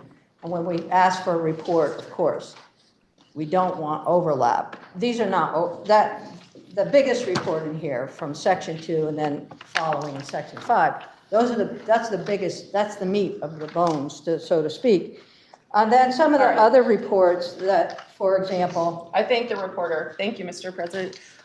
Thank you. I just wanted to make sure that I understood that there were 6 reports in here. I think a lot of this work has been done in previous reports, and we have this whole sort of healthcare reform kind of experiment with our accountable care organization, which turned out to be a disaster. And one of the things that they did was this kind of payment system. So I'm just concerned that this is sort of leading into a direction where we've already been, and it's recreating reports that have already been done in previous years. But if the reporter of the bill is confident that this is going to lead in a different, better direction, I am appreciative of that. I'm just disappointed to see yet another healthcare bill with just a ton of reports in it. Thank you, Mr. President. Senator from Chittenden. Thank you. I'd just like to clarify that these reports have not been done before in this way. The ACO report was done on a very narrow patient base. The reports that we have here, now we're in a really unique position where payers are now providing data directly about patient information, not HIPAA protected, but cost information to get to total cost of care for all primary care. This is unique here. The problem with the ACO, and I will highlight that because there's a lot of criticism for it. The problem with the ACO is very much based on the limitation, population limitation that we had. The value of the ACO was being able to look at quality metric analysis. So there's some of that residual that can be utilized. But these are unique reports. The other one that might be considered to be overlapping was the 2017 site neutral report, but this is an update on that. And right now, our hospitals and other primary care docs are working with the Green Mountain Care Board on this. So it's critical to continue to update information as we go forward, and these reports will do that, but also will take us a huge step forward. Thank you. And I appreciate the question from the senator from Addison. The ACO has been in the news so much, and it's a lightning rod for effect, and saying payment per member per month is striking, but this will save dollars. Fee for service is more expensive, and it will consolidate, it will align, it will make more transparent, and it will help build our primary care base effectively in Vermont. Senator from Windsor. Thank you, Mr. President. I have to say I am thrilled that I voted for the Blueprint for Health all those years ago, and I am thrilled to see and have experienced how impactful it is. I only hope that by the end of this biennium, we actually end up moving the dial on healthcare costs and healthcare access as significantly as we did with the Blueprint for Health. By the end of the year, I hope that all these efforts actually add up to something that is as impactful as that legislation was. Are you ready for the question? The question is, shall the bill be amended as recommended by the Committee on Health and Welfare? All those in favor say aye. Aye. All opposed, nay. The ayes have it, and we have amended the bill as recommended by the Committee on Health and Welfare. The question now is, shall the bill be read a third time? Are you ready for the question? If so, all in favor say aye. Aye. All opposed, nay. Ayes have it, and you've ordered third reading of S-197. We have on the calendar for action S-232. It was introduced on January 9th of 2026.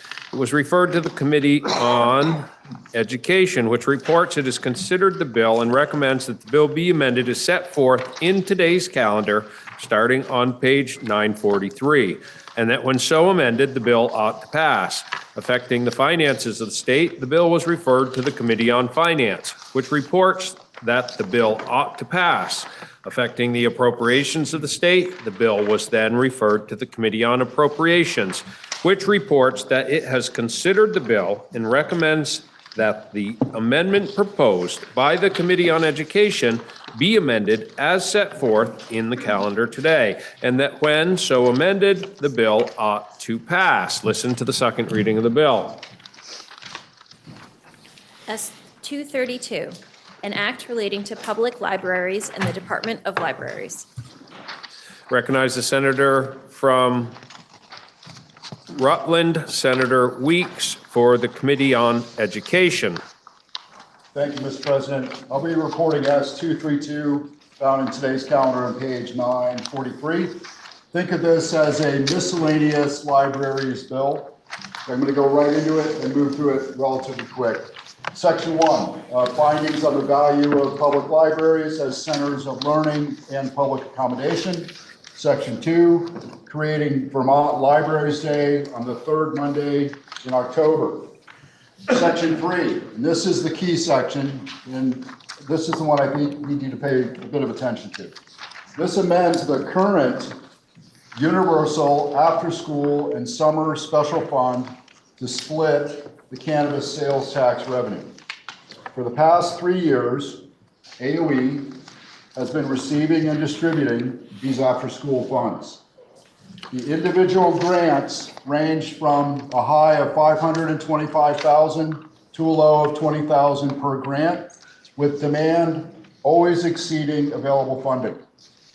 Currently, 16 VSA 51 reads, cannabis sales tax revenue shall be used to support a mixed delivery system for after-school and summer programming. Eligible recipients can be public, private, or nonprofit organizations. So why are we looking at a potential carve-out for libraries for summer school and after-school programs? The AOE grant program to get these funds is a 10 to 20 hour application endeavor due to federal grant application requirements. This is onerous for small school library staffs. While a handful of libraries partner with child care centers, no libraries have applied directly for the cannabis funding due to the application process. New language in S232 directs that 95% of cannabis sales tax be used by the AOE to continue supporting after-school and summer reading programs administered by private, public, and nonprofit organizations. The remaining 5% of the cannabis sales tax will be directed for the use by the Department of Libraries to support after-school and summer reading programs. The amount of funding for libraries is estimated to be about $117,000 per year out of the total $2.3 million of cannabis tax revenue. The 5% carve-out is equivalent to just one of the average 45 grants that the AOE makes every year, just to put it in perspective. A report back of the 5% Department of Libraries utilization will be included in their annual state library report. There was hesitation in the committee, in the Education Committee, that this carve-out could encourage future carve-outs, but we thought that the risk was at least worth the benefit and would gain experience as we move along.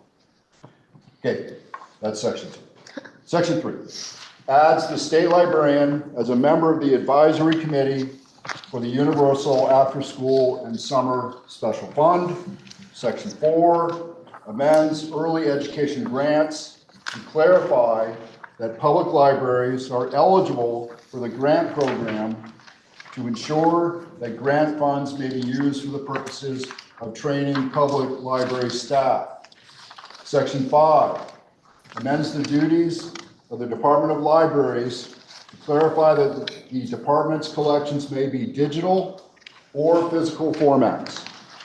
This section, sadly, also eliminated outdated references to services by mail and bookwagon as a form of interlibrary loan and delivery.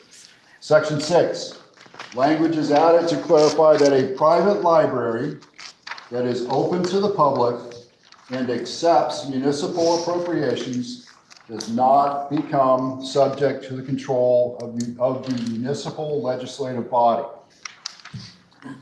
Additionally, we repealed the audio-visual revolving fund, which has been empty and defunct for years. The effective date of 232 is July 1, 2026. The witness list included Vermont Department of Libraries Commissioner and State Librarian, Vermont Library Association Vice President, Vermont Library Association Chair of Government Relations, Vermont Library Association lobbyists, AOE's Deputy Secretary, AOE's Expanded Learning Opportunities Program Manager, Vermont After Schools Executive Director, Montpelier's Kellogg Hubbard Library Director of Library Services, the sponsor of the bill, Senator Hardy, our Office of Legislative Counsel, Tucker Anderson, and the vote in the Education Committee was 6-0-0. I'd like to thank Senator Hardy for sponsorship of the bill and welcome the full chamber to support the Senate Education Committee and S232. Thank you, Mr. President. Recognize Senator from Washington, Senator Perchlik for the Committee on Finance report. How did I miss that? Okay, I understand we have a finance report. 232. I recognize Senator from Addison, Senator Hardy for the finance report. Thank you, Mr. President. And it is not surprising that you would forget this because it's not a very exciting report. The Committee on Finance did take a look at this bill because it involves the use of a fund, but it doesn't really affect the revenues of the state. And we knew that the Appropriations Committee was going to work on an amendment. So the Finance Committee unanimously recommend passage of S323 as recommended by the Committee on Education. Thank you, Mr. President. Now I recognize the Senator from Washington, Senator Perchlik for the Committee on Appropriations. Thank you, Mr. President. I want to ask the Senate's, I don't know what the right word is. Basically, I'm telling you that this is an amendment that needs a dispensation from form. It's not the typical appropriations amendment. When we knew the bill was coming over with the 5% carve out, that was the reason it was coming to the committee, and it was something that the committee, or those that have been on the committee for a long time that worked on the excise tax going to after-school program felt strongly that this kind of carve out, regardless of the total dollar amount, was something that we didn't want to support, that carving it out like that. We also felt like it didn't have a lot of wording around it, so we were going to just take out that 5% carve out and be it at that. But we learned from the sponsor of the bill, who has done a great job lifting up libraries. When I was on Education Committee with the Senator from Addison, she did a great job of highlighting just our libraries, and we even had a state librarian. I didn't know that before we had him in the committee, thanks to the Senator from Addison. But the Senator from Addison was working on an amendment in the Finance Committee. But we had, I think last week, the Senate Appropriations Committee had 18 bills that we had to pass out in the 1 week that we passed them out. So things were going fast. If we didn't get it done by Friday, it wouldn't have missed crossover, chance of the bill not making. So we thought we were speeding things up to work with the Senator from Addison's potential amendment for finance, and also spoke with the chair of education about some of the difficulties they had with this bill, or discouragements they had in working with the Agency of Education. So we thought we'd be able to make our appropriations change, but fold in these other changes that other folks were talking about. It caused some confusion, so I apologize for that, but that's just some of the background of why this amendment has a little more in it than just dollars being taken out. So let me work through the amendment. The first amendment is just an additional finding that the Senator from Addison, the main sponsor of the bill, wanted to add into there. We were fine with that. The second amendment strikes section 3. The section 3 was highlighted by the reporter of the bill. This is the section that takes 5% and puts it specifically for libraries. It also requires that the Department of Libraries manage the program with AOE, but without a lot of explanation how they would do that. We thought there could be an added expense there, the administration having 2 different organizations, agencies, entities of the state managing the program. So that second amendment just strikes section 3. But since we are striking section 3, which does give 5% to libraries and wanted to support libraries, we worked with the sponsor of the bill on this language to highlight libraries, to make sure that libraries are eligible. And I had heard from mentoring organizations that they had a similar situation that the libraries had, where the application is very difficult, and some of them were told that they weren't eligible for the program. So we included that libraries and mentoring programs were eligible. And we felt like the language in here helps to encourage the program to look at libraries, and also allows this ability of the Agency of Education to fund, give kind of like a block grant to the Department of Libraries, that the Department of Libraries could then fund to libraries without AOE having to look at that. That kind of gets to the underlying bill's interest of having the Agency of Libraries together with AOE, but it would be kind of a separate as a block grant. It also requires AOE to create the simple application. You heard from the report of the bill saying that no libraries have applied because the application is based on the federal 21C after-school program, which is a very complex federal application. So this, on page 948, is part of our amendment. Working with other senators, we added this language in here that says they shall create a simple application and reporting process to reduce the barriers to grant program participation for small and community-based organizations such as rural libraries. So that we put in there as one counterbalance to taking out the 5%. We also kept in what was in the bill of adding the state librarian or designee to the advisory committee as another addition. We also added the language in there at the end about the advisory committee, having meetings to the public, getting more information, making sure that the advisory committee is listening to the public, which could include libraries or other programs. So that's the amendment and kind of the explanation behind it. The committee's vote to pass the bill favorably with this amendment was 7-0-0. The question is, shall Senator from Addison.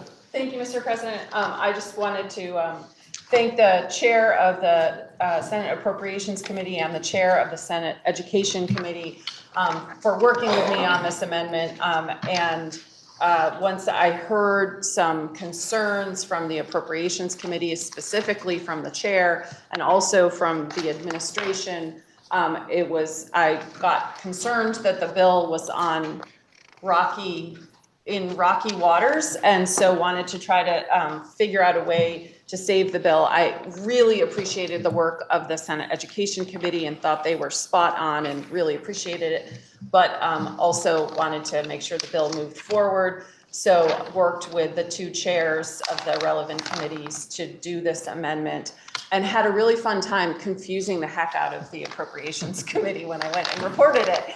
But I just, again, wanted to thank the two chairs and the Education Committee, and hope that everyone will support this, support our libraries. We all have them in our towns. They are so important, especially to rural communities, but really to all of our communities. Appreciate all the work on this bill, and hope that everyone will support this amendment and, of course, the final bill as well. Thank you, Mr. President. Senator from Windsor. Thank you, Mr. President. I'd support this bill more fully if the word shall was substituted for the word may. And so I'd like to inquire of the reporter of this amendment, please. The reporter of the amendment is interrogated. Thank you. In your new section 3 in subsection 2, I'm just curious if we have the feelings we all seem to have about the agency. I'm just curious why we are allowing saying that the agency may allocate rather than the agency shall allocate. I'd much prefer a shall here.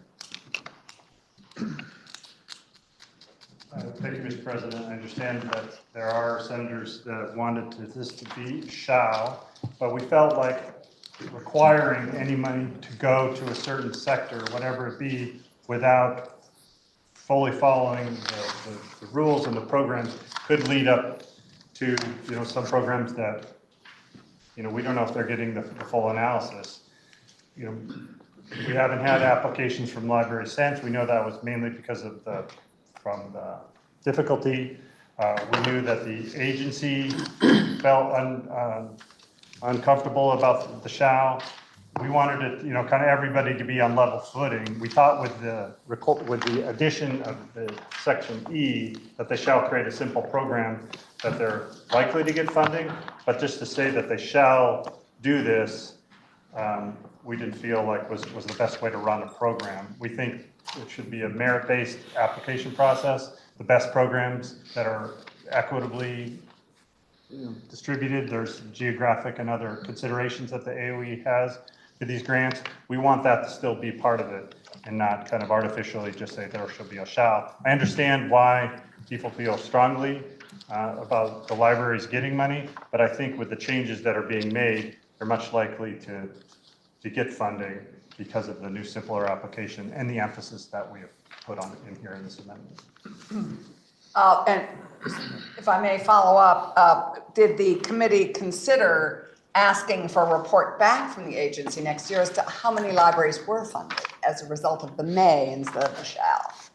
We did not. Might you consider entertaining an amendment to that effect? I mean, I think we can get that information as public information. If I remember correctly from my time on the Education Committee and on the After School Task Force, that there is a report of all the programs that are funded. So I think it'd be pretty easy to get that information. I don't want to, possibly could be something that you could add in your report, but I think it's something that's already available. I don't want to artificially give the agency more work than is needed. Thank you. I would then hope, given your assurance in this, availability of that information, I would be very hopeful that our Education Committee next year would actually review that to see if we're accomplishing the goals that we set forth in this bill. Thank you. Are you ready for the question? Senator from Chittenden. Thank you, Mr. President. I wanted to say thank you to the Committee on Appropriations for adding the language around creating a simple application. It sounds as though the application was very onerous and difficult for small organizations to fill out and get in a timely fashion. I share my colleague from Windsor's concern about follow through. I'm wondering if there's a method by which the body will be able to review this application, this new form, and if there's a date. I did hear a whisper on the wind that we'll just be able to ask, but I was wondering if there is a process put forward or contemplated. Are you asking someone a question, Senator? Oh, sorry. Yes. Could I please interrogate the reporter of the appropriations amendment? The reporter of the amendment is interrogated.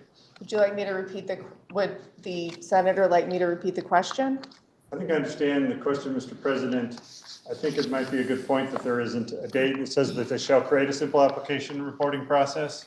I understand that to be before the next round of applications. It doesn't specifically say that. If there was an interest to clarify that by third reading, I think that would be welcome. Wonderful. Thank you, Mr. President. Are you ready for the question? Senator from Bennington. Just to wrap this up hopefully. The reality is that as we began to take testimony on this, it became apparent to us that the program was effectively off limits to libraries, because we all know there's little libraries all over Vermont, and the testimony that we first had was actually that the application was more like 20 hours. And when we asked why libraries don't apply, the response was the juice isn't worth the squeeze. And we went, that's not working. And we need to make this program available. Libraries and after-school programs are sort of, they go together. And we all know, we can all think of small libraries in our districts where $2,000 or $3,000 for an after-school program or a summer program would be a godsend. And to say that they're effectively off limits just to us was not tenable. And so we encouraged we sort of laid it out here for the agency, come back and tell us that you'll do this application that's simple and has a simple reporting process. And by the way, that's as important as the application, because the reporting process under the current system is just as onerous as the application process. And so small libraries just would have been touching this. We said, come and do this. And it didn't happen. They didn't. So we said, okay, 5%.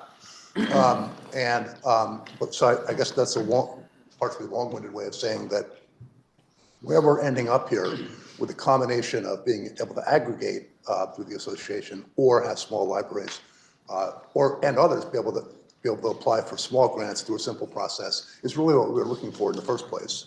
And we're ending up in the right place. So I really thank the sponsor of the bill, the Appropriations Committee, and my committee all working together to come up with what I think is actually going to work well. And I have no doubt that next year's Education Committee is going to be on top of how the system is actually unfolding. Are you ready for the question? The question is, shall the recommendation of amendment of the Committee on Education be amended as proposed by the Committee on Appropriations? If so, all in favor say aye. Aye. All opposed, nay. The ayes have it, and you have amended the recommendation of amendment as proposed by the Committee on Appropriations. The question now is, shall the bill be amended as recommended by the Committee on Education as amended? Are you ready for the question? If so, all in favor say aye. Aye. All opposed, nay. The ayes have it, and you have amended the bill as recommended by the Committee on Education as amended. The question now is, shall the bill be read a third time? Are you ready for the question? If so, all in favor say aye. Aye. All opposed, nay. The ayes have it, and you ordered third reading of S 232. Senator from Chittenden. Thank you, Mr. President. I've been having running conversations with several chairs, and it seems to me that now is a good time to break off our work for the morning. I hope senators will understand that for the next several days, we will have longer calendars, so morning committees will be affected, as will any plans that you've made to meet during that time with anyone. So just a heads up. And with that, Mr. President, I would move that pending announcements, Senate stand in adjournment until 1 p.m. Wednesday, March 25th, 2026. Are there any announcements? Senator from Windham. Senate Judiciary will meet immediately after the fall of the gavel. Senator from Lamoille. Transportation will meet immediately. We've had people waiting since 11. Senator from Windsor. Thank you. Senate Economic Development, Housing, and General Affairs will also meet immediately after the fall of the gavel. Senator from Chittenden. Thank you, Mr. President. Senate Health and Welfare will meet at the fall of the gavel. Senator from Washington. Senate Natural Resources and Energy will also meet at the fall. Senator from Rutland. Thank you, Mr. President. Government Operations will meet this afternoon at 1:15. Senator from Windham. Thank you, Mr. President. Senate institutions will meet at 1. Senator from Washington. Mr. President, Senate Finance will meet at 1:30. Senator from Bennington. Mr. President, the Education Committee will meet at 1:30. Are there any further announcements? Seeing none, the Senator from Chittenden Central has moved that the Senate stand in adjournment until 1 p.m. on Wednesday, March 25th of 2026. Are you ready for the question? If so, all in favor say aye. Aye. All opposed, nay. The ayes have it, and we'll stand in adjournment until 1 p.m. Wednesday, March 25th of 2026.